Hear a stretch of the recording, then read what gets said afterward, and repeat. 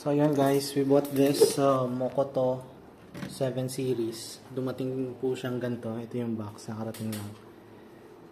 Yan. Mga makukulit yung pusa. Meron pa isa dito sa loob. Ay, lumabas. Labas ka dyan. So ayun, I'm impressed by this.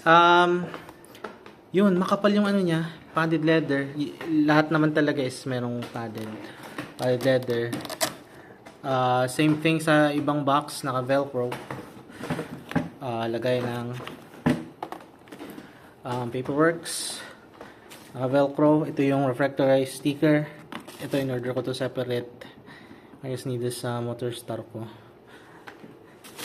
Ito yung accessories. And the one thing that I'm impressed with this, bukod sa leather padding guys, tignan nyo, design. Iba yung kulay ng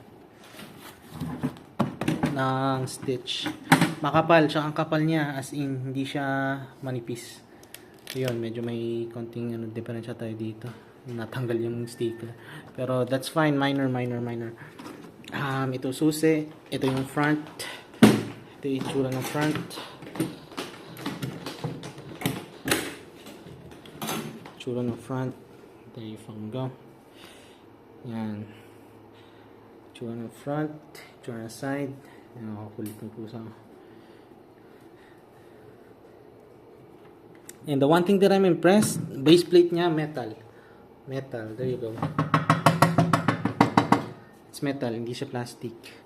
Yan. So, Mokoto. Mamaya natin to. Mokoto 7 series. Yan.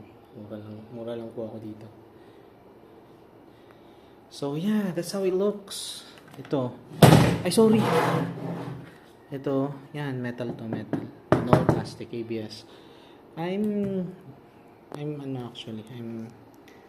contented. I'm impressed. So, yun lang.